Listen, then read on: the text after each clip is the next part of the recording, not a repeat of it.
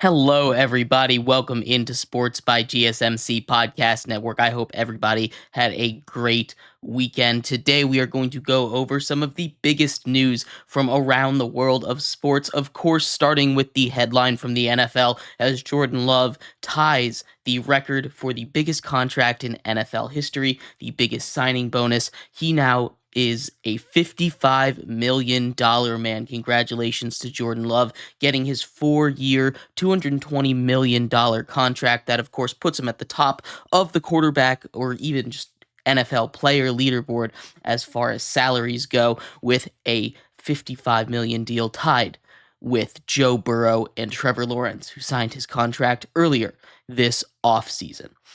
Today, outside of that, we're also going to take a look at the trade deadline, which is just over, I should say, 24 hours from being completed. It is the trade deadline. The last day is officially tomorrow at 6 p.m. That's Tuesday at 6 p.m. So we're going to do a recap of everything crazy that's going on over the weekend, including Jazz Chisholm being traded to the Yankees, a much-needed bat there. We'll talk about that impact as well as all the other questions surrounding the trade deadline before jumping into our continuing segment of the NFL preview today, taking a look at the Minnesota Vikings. But before we get into all of that, remember, if you would like to be an even bigger part of the show than you already are, all you need to do is go to GSMCPodcast.net.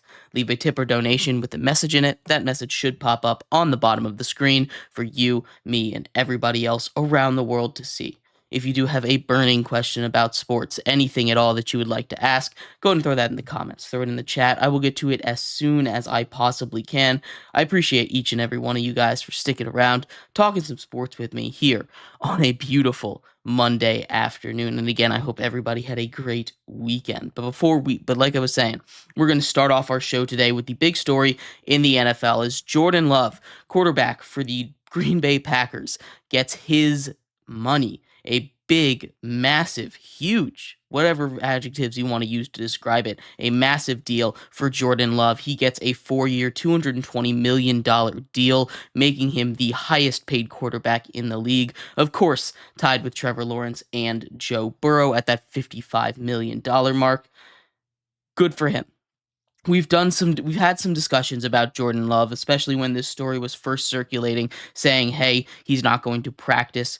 This is the kind of money you expect. I was half expecting him to break the quarterback stalemate, I will say, sitting at $55 million, which is an interesting discussion there on its own, right? Jordan Love, I'm not going to spend too much time on it here because he deserves the money. It was only 1 year, so there's absolutely concerns there. But, he's all of his metrics, all the important metrics were top 10 for an NFL quarterback. If you watch him, he passes the eye test as well, especially last season down the stretch. He started a little slow, but down the stretch, he was hitting everything you need or want a quarterback to expect at the highest level. So I don't have any issues giving him that money. He won playoff games. He looked competent in playoff games. Even the ones that he lost, he can perform in those high leverage situations. He absolutely deserves to get that kind of contract that he is now officially getting. But the more interesting discussion, like I was saying, centers around this $55 million number. And the next quarterback that's up for contract is Dak Prescott, right? And Dak Prescott is and has been long rumored to be a $60 million guy. But we're seeing, I kept expecting the quarterback market to get overtaken by someone, but Joe Burrow has been sitting pretty at 55 for the last couple seasons. And this is the first off-season season that we've really seen that start to get, at least challenged a little bit. Right now, he's tied at the top with two other guys, both of whom it was their turn to get the money, right? And it's not necessarily a bad thing that it's stuck at 55, but, you're looking at now these quarterbacks with 55, making $55 million. That is like 20% of the salary cap, right? You're paying one guy a fifth of what you can pay your entire team. And I think NFL teams are starting to find that limit. And I think it's a lot more helpful to look at these numbers as opposed to 55 million, 40 million, 48 million, whatever. I think it's a lot more helpful to look at it as the percentage of the salary cap, because that kind of gets you in the right mindset when we're looking at giving out contracts, right? Because, you have to allocate X amount of resources, right? And you don't want to, you can't, it's, I'm not saying, going to say you can't, but it's very hard to build a team around a guy that is making 25% of your salary cap. We've seen this. There's historical data from this. Aside from Patrick Mahomes, right? And he's going to be an extra outlier with everything. There are very few instances of quarterbacks getting that getting the big contract and then winning the Super Bowl, their team winning the Super Bowl. It's really hard to build around a contract. It takes away a lot of the cap flexibility, the ability to go and get those top free agents. You need a quarterback, so it's a necessary evil, but it's a tough spot to be in. And, there's only so many places that you can go without a quarterback, so you need to pay them. But I'm curious to see if this market explosion slows down on the quarterbacks, if it starts to level out around 60, if teams, with the current salary cap, obviously it's going to keep on going up. It's going to keep going up every single year. But with this salary cap currently as it stands, having the having 55 basically be 20% of it, we're starting to see NFL teams not really want to budge much past that, kind of toe the line around that. We've seen 4 or 5 contracts given out this offseason for quarterbacks that had that $50 million mark or higher, right? The 2 most recent, Jordan Love, Tua, Trevor Lawrence, Jared Goff. These guys are all making over $50 million this offseason, but none of them surpassed the current, or no one surpassed the previous leader, which was Joe Burrow. And you can make these arguments saying, hey,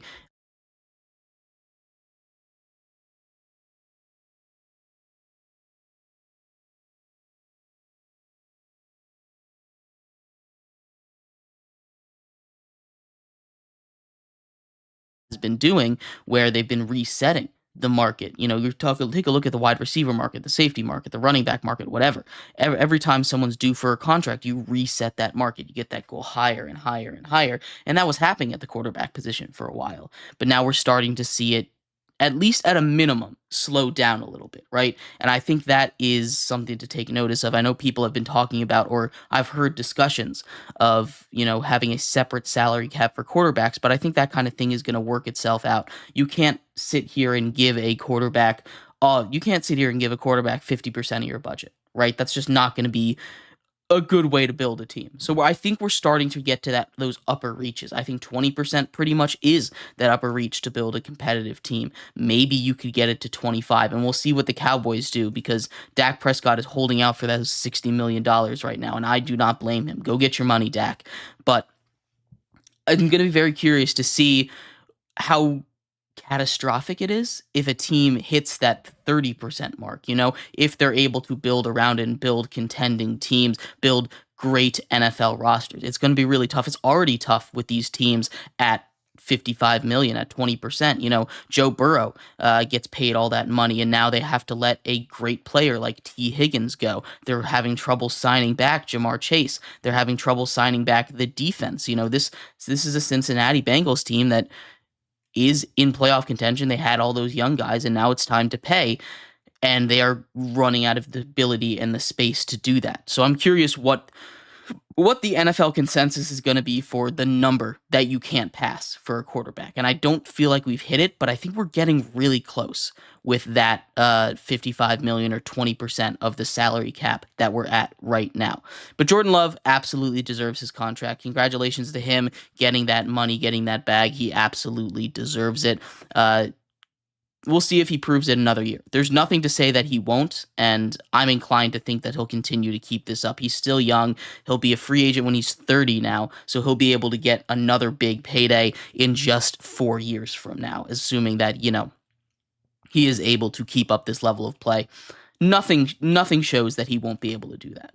But anyway, let me know what your thoughts are of the Jordan Love contract. I'd love to hear what you guys think. In our next segment, we're going to move back into the MLB as the trade deadline continues to heat up. We had another massive trade from the Marlins to the Yankees. Jazz Chisholm, officially a member of the Pinstripes, the New York Yankees. We're going to talk all about that, how that's going to affect the Yankees in his first couple games over there, how he's done, as well as all the other major storylines around the trade deadline that ends in just over 24 hours, 6 p.m. tomorrow, Eastern time, excuse me. So just over 24 hours and 37 minutes as the clock reads. So stick around for that. We'll be right back here on Sports by GSMC Podcast Network.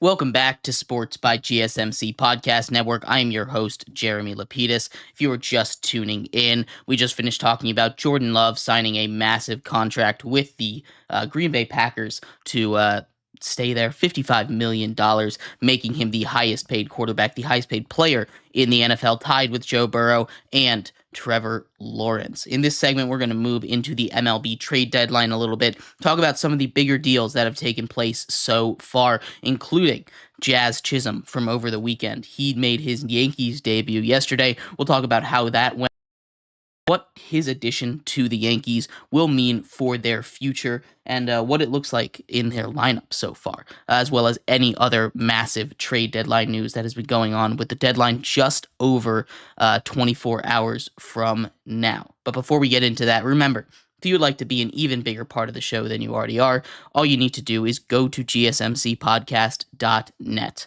Leave a tip or donation with a message in it. That message should pop up on the bottom of the screen for you, me, and everybody else around the world to see.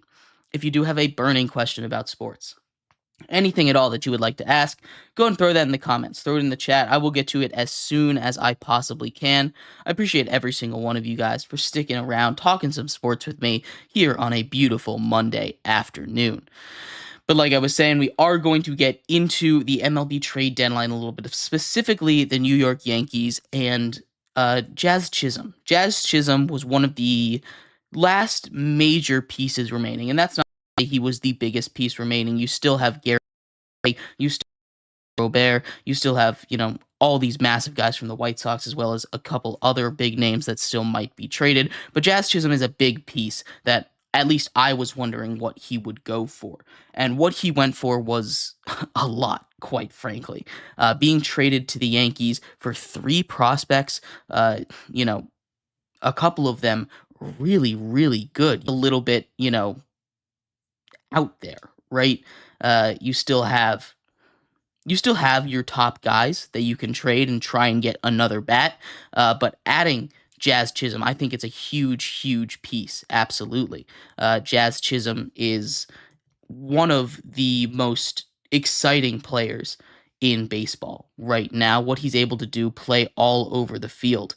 The Yankees had to give up Agustin Ramirez, Jared Cerna, and Abraham Ramirez. Obviously, the big one there is Agustin Ramirez, the power hitting catcher slash DH over there. It's going to be an interesting it's an interesting trade because he's got a lot of swing and miss issues, but if he makes contact with the ball, same thing with the guy that the with who the Marlins got from the Diamondbacks, they can mash, and right now they're mashing down there in the minors. It's a lot to give up from the Yankees side of things, but it is absolutely worth it.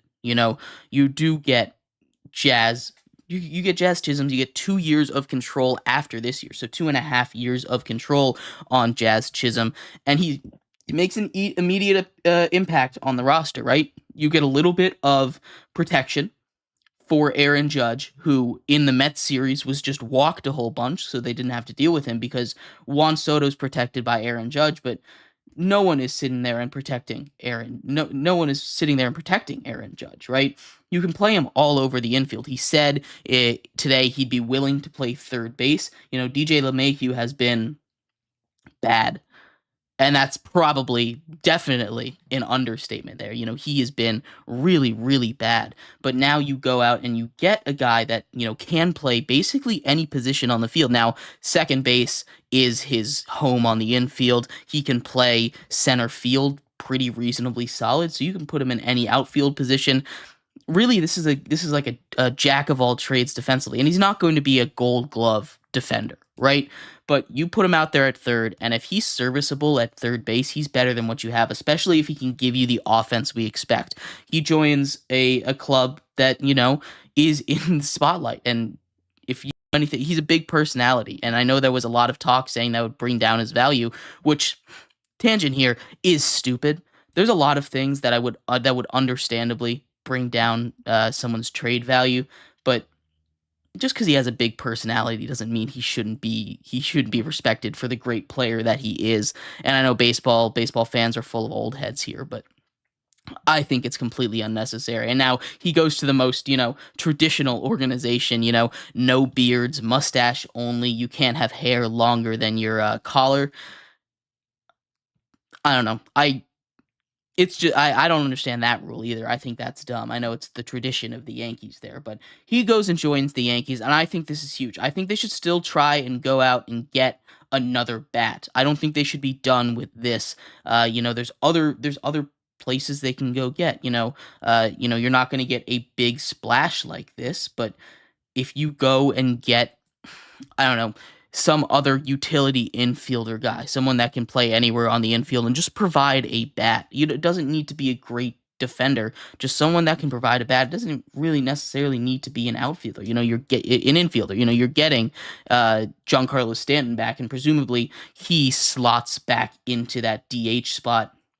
You have your outfield Judge, Soto, Verdugo. Maybe Verdugo gets a day off or something, and Chisholm can take that outfield spot if Verdugo is struggling, like he has been recently.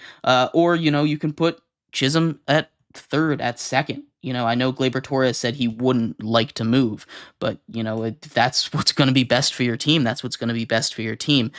Jazz is going to be able to spell all these guys, be able to give them a chance to take a break and give a break to the guys that aren't hitting well. And I think that's the biggest thing.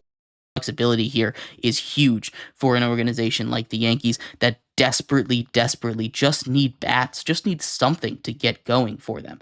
And I really do like this pickup for them. This is one of my favorite trades of the deadline. They did have to give up quite a lot. You'd have to give up quite a lot for him, but I do really, really like this move.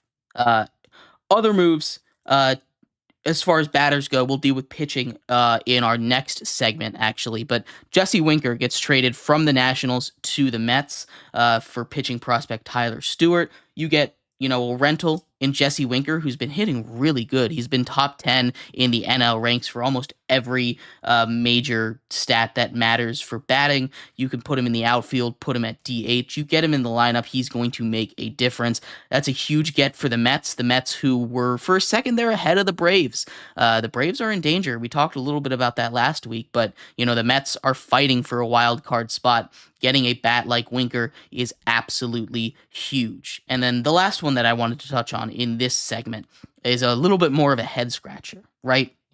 You have the Cubs, and they have kind of been wishy-washy on if they're buying or selling. And a lot of people have taken this as, hey, it's not black and white, buy or sell. And yeah, that's fair. But you go and get Isaac Paredes, who really good. You give up you give up Christopher Morel and two pitching prospects in Hunter Biggie and Ty Johnson. I feel like a lot to give up for Paredes, who has been really, really productive, but I feel like his production had a lot to do with the stadium he was in more than a lot of other things. I think the way that he hits the ball, he hits for like zero power, but it's a short porch out in there and right where he hits it. He hits a lot of bloopers that just kind of find holes, which luck is absolutely a part of the game. I don't know if this is a good trade for the Cubs. I don't know how well Paredes is going to work outside of the craziest splits of all time, but it's definitely not the kind of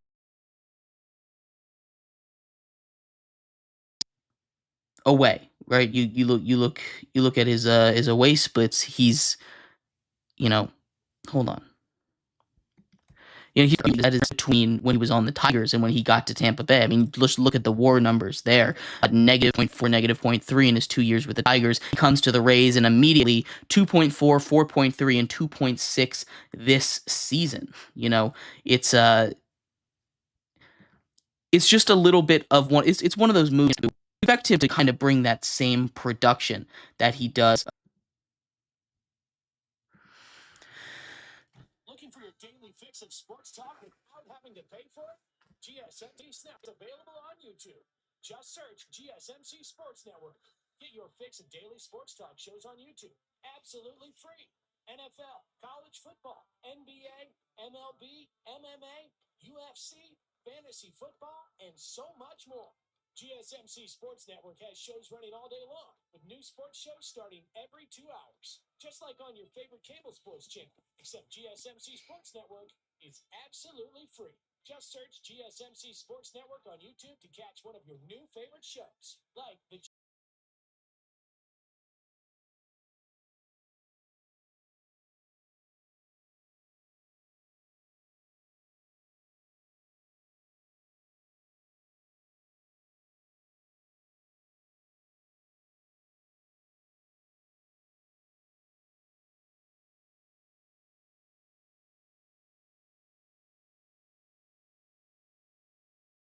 GSMC College Football Podcast, Chip Shot Football Podcast, Hoops and Heels Women's Sports Podcast, GSMC Basketball Podcast, and so many more. Check it out for yourself.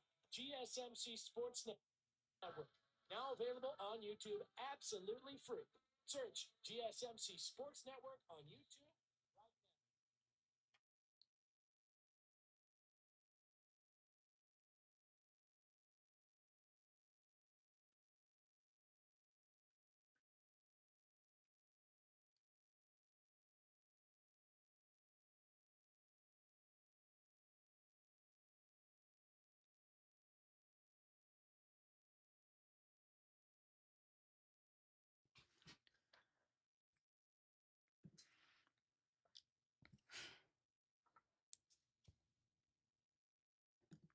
Welcome back to Sports by GSMC Podcast Network. I am your host, Jeremy Lapidus. If you're just tuning in, we just finished talking about Jazz Chisholm, his impact on the Yankees as he officially gets traded for three pretty big name prospects from the Yankees to the Marlins. I think the Marlins absolutely got great value on this trade. It's tough to do when you're trading a guy like Jazz Chisholm, who still has 2 years of control left, as well as the Cubs trading for Isaac Paredes. up Christopher Morel and 2 minor league pitchers, a couple of those that, could turn into really good relievers. And the Rays have a great track record when it comes to pitching prospects. But I don't really love that trade for the Cubs, but that's just me. I don't really understand what they're doing there. It doesn't really help them now or in the future, in my opinion. But in this segment, we're going to finish up our trade deadline talk. The trade deadline is just over, 24 hours away now, tomorrow at 6 p.m. Eastern time. So 24 hours and 20 minutes from now, we're going to talk stuff that's been going on there. Lots of turns for relievers. We're going to talk about that because that's a little surprising for me. But we'll talk about that in just a second. But before we do, remember, if you would like an even bigger part of the show than you go to GSMC Podcast Network, leave it on the screen for you, me, and everybody else around the world to see. If you do have a burning question about sports, anything at all that you would like to ask, or that in the comments or in the chat, I will get to it as soon as I possibly can. I appreciate every single one of you guys for sticking around talking sports with me here on Monday afternoon. Like I was saying, we're going to get into the second half of our trade until the MLB trade deadline.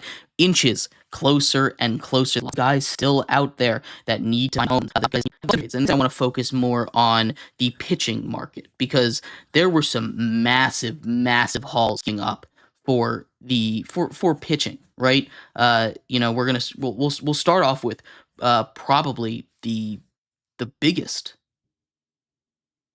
haul, the Phillies landing Carlos Estevez from the Angels, right? That was a huge haul. They give up George Klassen, Samuel Samuel Alderini, excuse me. Both starting pitching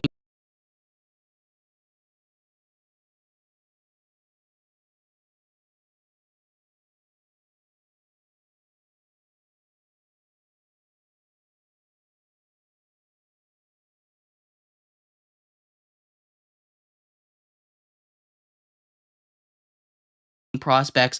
That is a huge return for a closer. I know the Phillies are in contention mode. They just traded a back-end reliever in Sir Anthony Dominguez to the Orioles as part of the trade to get Austin Hayes. They fixed that hole now, but that was still a lot, as well as maybe one that was more surprising. The Rays trading Jason Adam to the Padres. They get 3 prospects for him. It really feels like an overpay. Now, some of these guys they're not like the highest level, but there are some really big value names that were being traded as far as prospects go from the San Diego Padres. And I know that's kind of how the Padres roll. They pay big, they go get the big name. We've seen them do this a lot. Obviously, Juan Soto, obviously, Josh Hader recently in this similar situation. They're trying to go all in. They're also in this competitive push to go and get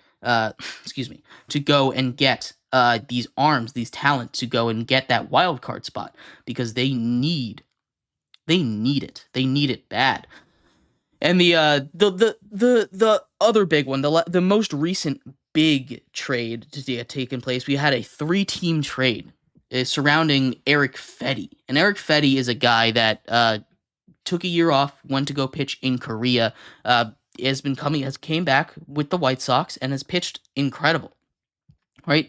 He's pitched insane since coming back.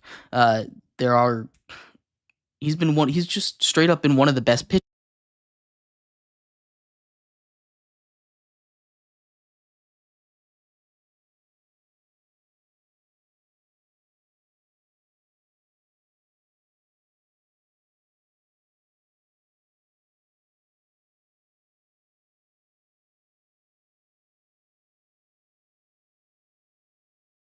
The Cardinals, who needed pitching badly, that's been one of their weaknesses. Another one of these NL wildcard teams fighting. There's 5 of them within a game of that wildcard spot, including the wildcard teams. It's a really tough, tight battle there. But we take a look around and we say, hey, this trade deadline is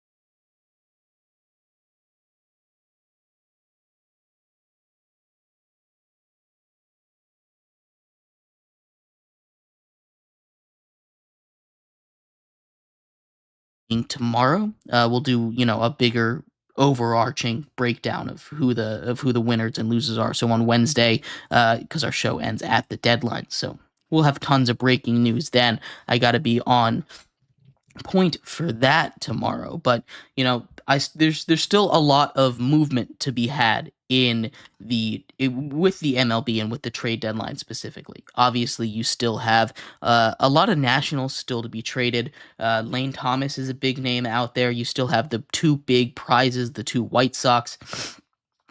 Garrett Crochet, who recent reports are maybe he doesn't even get traded, but the Orioles are a team that really do need another starter. Getting starting pitching is kind of the last thing they need. Their bats need to hit a little better too, but they have that lineup that should be fine if they can course correct themselves. And the Yankees should go out and get another bat. So there's plenty of stuff. There's plenty of action still left for the trade deadline. We'll have to see what happens as the next day plus rolls on, but expect a big a big day tomorrow for trades. I think it's going to be a wild deadline as far as normal MLB trade deadlines are concerned. But anyway, we're gonna move on after this quick break. We're gonna finish off our show talking about the Minnesota Vikings. The Vikings have had a very very interesting offseason. We've talked a little bit about it. We've talked a little bit about some of the moves that they've made, obviously highlighted by Kirk Cousins, but we'll break all of that down, give them a grade, and then go game by game, give them a record prediction for what we expect them, or what I expect them to do this upcoming NFL season with a brand new quarterback. So stick around for that. We're going to take a quick break, and we'll be right back here on Sports by GSMC Podcast Network.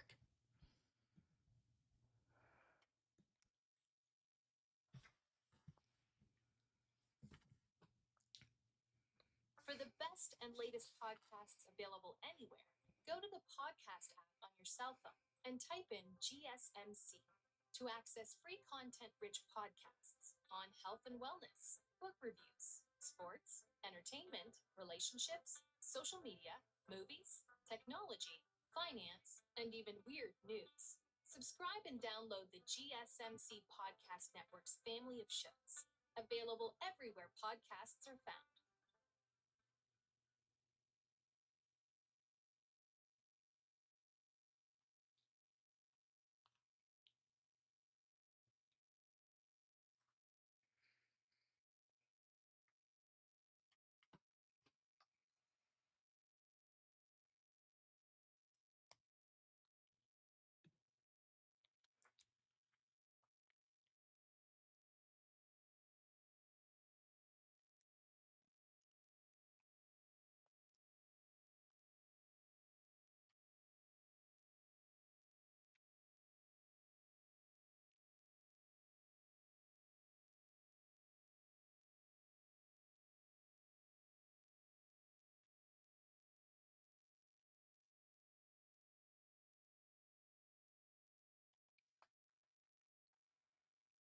Welcome back to Sports by GSMC Podcast Network. I'm your host, Jeremy Lapidus. If you were just tuning in, we've done a lot of trade deadline talk, going over some of the biggest deals going on around the world of baseball. Some of the big ones still coming up as the deadline is over 24 hours from now. We also went over Jordan Love signing a massive contract. We're going to stay in that division actually today. Take a look at the rival Minnesota Vikings for our off-season review and preseason predictions. That's where we're going to focus on in just a second. But before we do, remember, if you would like to be an even bigger part of the show than you already are, all you need to do is go to GSMCPodcast.net. Leave a tip or donation with a message in it. That message should pop up on the bottom of the screen for you, me, and everybody else around the world to see. if you do have a burning question about sports, anything at all that you would like to ask, go ahead and throw that in the comments. Throw it in the chat. I will get to it as soon as I possibly can. I appreciate all of you guys for sticking around, talking some sports with me here on a beautiful Monday afternoon. But like I was saying, we're going to get right into our continuing series. We're almost halfway done. Can you believe that? By the end of the week, we are going to be halfway done with the NFL. The NFL season is right around the corner. I believe the first NFL game, the Hall of Fame game, kicks off on Thursday. So that means football is here right around the corner. I cannot wait. But we're going to break down the Minnesota Vikings offseason here for you. We're gonna start off with obviously the headliner, the change at quarterback.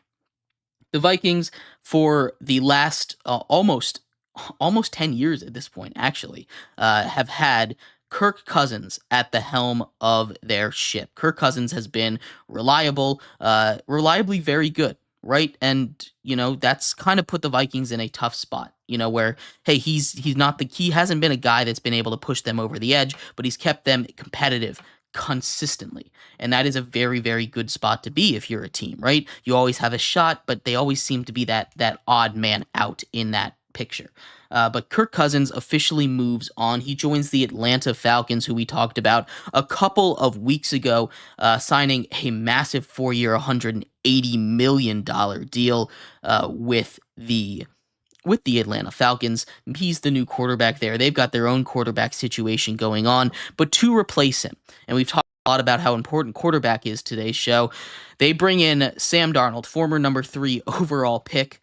Sam Darnold, he and new draft pick that they drafted with the 11th overall pick, Mr. J.J. McCarthy. And if you've been listening for a while, you know my feelings on J.J. McCarthy. Not a big fan. He is a guy that I don't think is built to be in an NFL offense. He was surrounded by incredible talent at Michigan. Now, if there is a place that he can succeed, it is Minnesota. They have a great offensive line. They have some of the best weapons in the league, the best wide receiver in Justin Jefferson. They have a great number 2 to complement him in Jordan Addison, although reports are he might be suspended for a couple of games. I heard 3 games after his DUI that he had over the offseason. TJ Hawkinson, one of the best tight ends. I really, really love the move for them to go out and get Aaron Jones. Aaron Jones, in my opinion, is one of the most underrated backs in the NFL. I don't really understand what the Packers are doing letting him go. I know he's a little bit older. He's had some injury history, but, they replace him with Josh Jacobs. And we'll get to that probably tomorrow, actually, if we do it sometime later this week when we do the Packers. I'll do a bigger breakdown on that situation because that's something that I absolutely disagree with.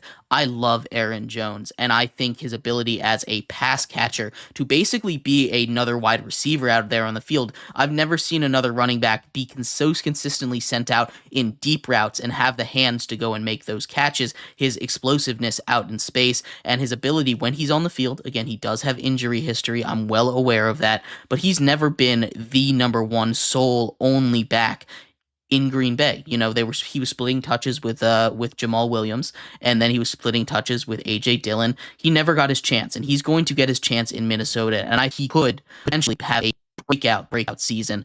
Not that he needs to break out any more than he is. I mean, when he was healthy this last season, he's the most explosive players in the league, but you just have to be ready for when he's not healthy, or if he's not healthy. And they have Chandler back there, fine. But a great Minnesota offense. And their defense, while it does need some work, I do like what they did so far as offseason. I'm a big fan of a lot of the defensively. You go Dallas Turner. You did have to give up a fair amount to go get Dallas Turner. But he's I love Andrew Van Ginkel at linebacker with him. They run a lot of blitzes They run a lot of blitzes out there in Minnesota. And, they needed some defensive line, some pass rush, so that they didn't have to blitz as often. Now, the corner situation, it could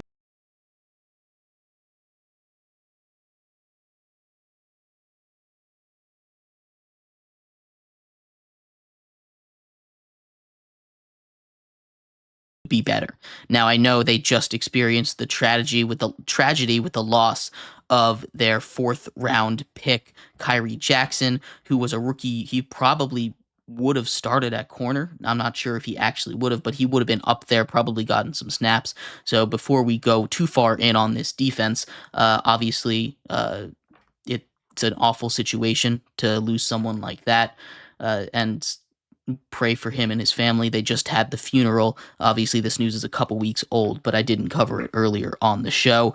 But it is very unfortunate news for everyone involved there.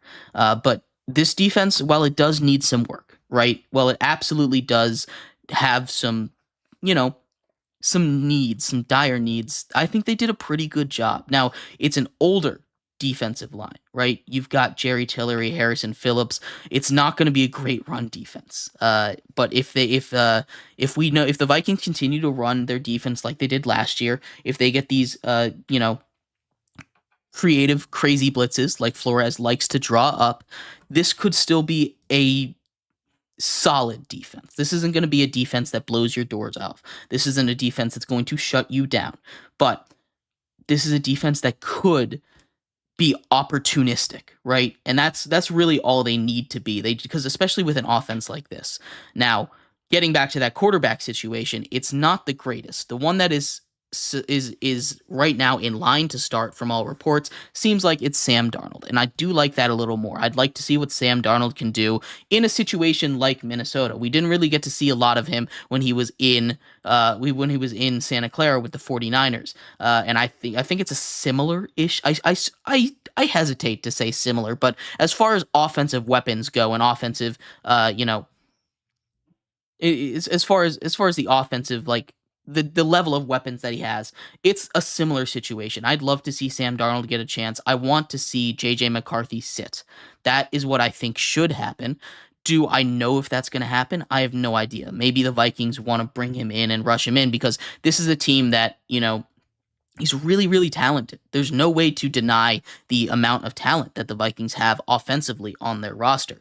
We just need to be able to get past that. So overall, this is a solid offseason for them. It's not the greatest offseason. It's a changing of the guard. And I don't want to penalize them too heavily for having Kirk Cousins walk out on them because that is the biggest part. I love that Aaron Jones signing. Got baseball on the brain. I love that Aaron Jones signing. It's a cheap deal. It's not too committal. It's a 1-year deal. I really do love that. I'm going to give them a B for their offseason overall. Like I said, it's not the greatest, but they were busy. They patched a lot of holes. This is a team that, if the quarterback situation clicks, they could be really good. I'm not a huge believer in this quarterback situation, but if Sam Darnold or JJ McCarthy or heck, Nick Mullins turns out to be this incredible quarterback all of a sudden, this is a team that could be really, really good. And we're going to find out exactly how good I think they're going to be in the next segment.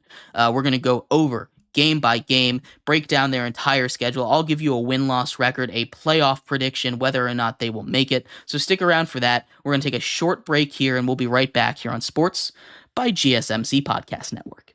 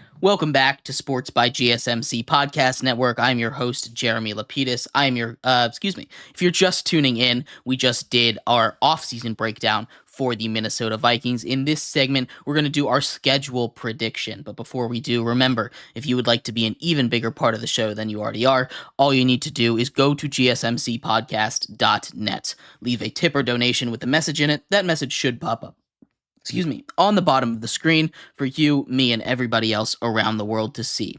If you do have a burning question about sports, anything at all that you would like to ask, go and throw it in the comments, throw it in the chat. I will get to it as soon as I possibly can.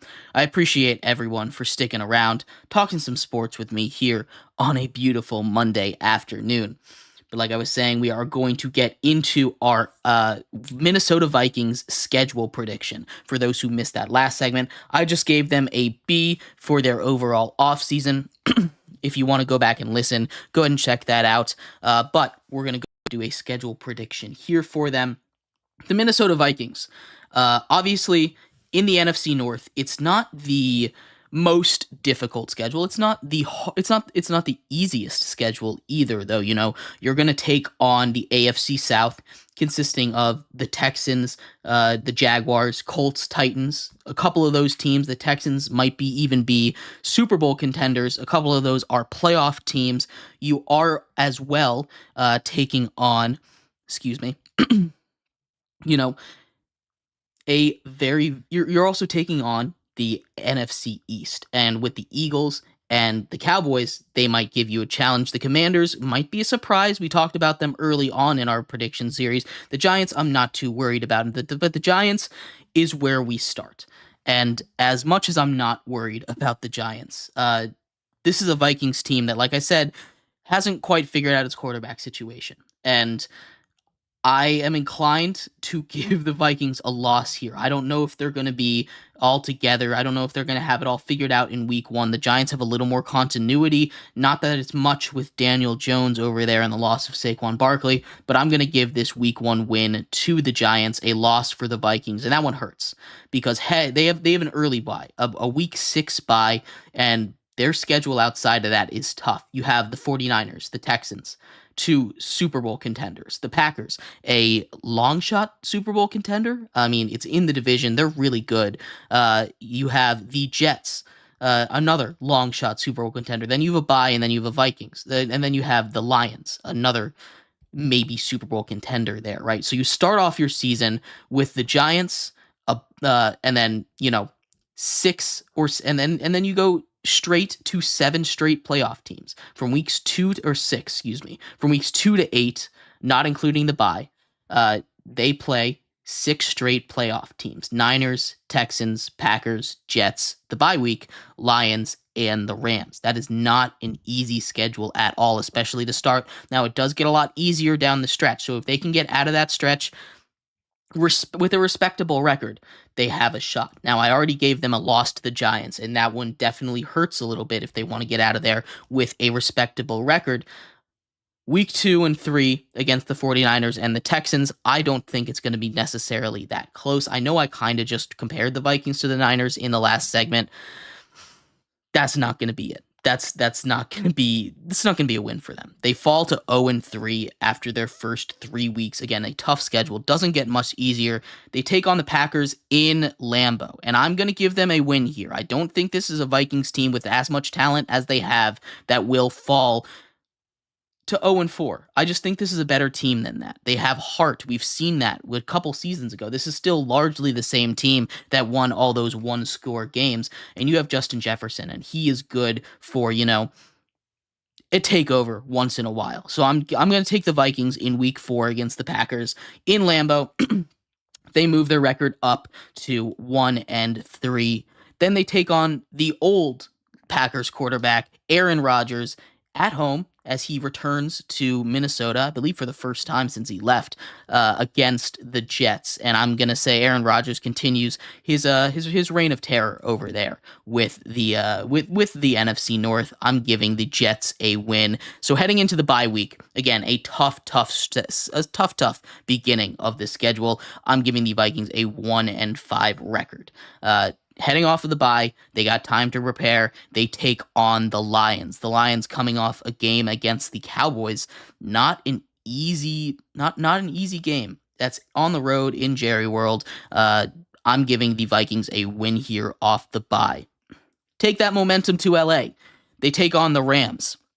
Matthew Stafford takes care of business. So after 8 weeks, they've won 2 games. They're 2-5 heading into the rest of the AFC South segment of this schedule, right? They get the Colts, Jags, and Titans all in a row, and I'm going to say they sweep that. I'm going to give them a 3 straight wins. Get that up. Now you are 5-5 after week 11. You're in the playoff hunt. You just need to have a nice end of season run. Down the stretch, you get the Bears, the Cardinals, the Falcons, the Bears again, the Seahawks, the Packers, and the Lions. So it's not going to be the easiest schedule in the world. It's not going to be the hardest. It's just kind of middling, which is kind of where the Vikings are right now. Week 12, after bringing the record back to 500 with those 3 straight wins against the Colts, Jags, and Titans, 2 of those on the road, they head to Chicago. And I think that 3rd straight road game is going to be too much for them. I'm giving the Bears a win against the Vikings. And that kind of takes the wind out of their sails, unfortunately. They head back home. They get a little bit of a home stand here. 3 straight home games after 3 straight road games. They take on the Cardinals, Falcons, and Bears. And against those 2 bird teams, the Cardinals and the Falcons, I think Kyler Murray is going to be able to run all over this defense. I kind of mentioned it a little bit, how this defense isn't great against the run. I think the Cardinals are going to be able, with the combination of James Conner and Kyler Murray, to wreak havoc on the ground against this Minnesota defense. So I'm taking the Cardinals in week 13. The Falcons in week 14, again, Bijan Robinson is going to do his thing. They do get back week 15. They get a win against the Chicago Bears. They're not getting swept by Caleb Williams and the Bears here. So after 15 weeks, they are 6-8 right now. 3 weeks to go, not entirely out of playoff contention. We do have 9-8 as a possibility to get in a kind of weak NFC right now. You have your division winners, and then it's a little weak after that. But the wild card should be open to them if they can win 3 straight games against the Seahawks on the road, the Packers at home, and the Lions on the road. So that is not easy. And unfortunately, I don't have them doing it. I have the Vikings losing right away. First week of that all important stretch against the Seahawks on the road. Geno Smith is going to be able to do what he needs to do to take care of business here before they take on the Packers. And the Packers aren't going to get swept by the Vikings. Jordan Love just signed his massive contract. The Packers take care of business, get revenge in Minnesota for losing at Lambeau before finishing it off against the Lions. And at this point, I think the Lions will have locked up a playoff spot, maybe fight for that top seed in the in the NFC. With the 49ers there. I'm taking the Lions to win this game. So I have the Vikings finishing off their season at 6-11, 1 win less than they were last season at 7-10. Right around where Vegas has it. Vegas has their win total at 6.5. I did go back and forth between 6 and 7, and I do think that this is a team that could win anywhere from 5 to 8 games. You have a little bit of a range there. I'm putting them at 6-11. A tough season, not all too surprising. They're going to be building up more for the future as they look ahead with JJ McCarthy as their supposed franchise guy. Not someone that I would be too excited about, but we'll see how the cookie crumbles there. We'll see how he develops. But anyway, let me know what you guys think of this schedule review. I'd love to hear your guys' thoughts. Again, Vikings go 6-11. I gave them a B overall. And thank you, everybody, so much for tuning in to today's episode of Sports by GSMC Podcast Network. I've been your host, Jeremy Lapidus. Tune back in tomorrow where we'll break down the Lions tomorrow, as well as some more MLB trade deadline talk and maybe a little bit of Olympic talk in there as well. I will see you same time, same place tomorrow. I'll see you then. Have a good one. Bye-bye.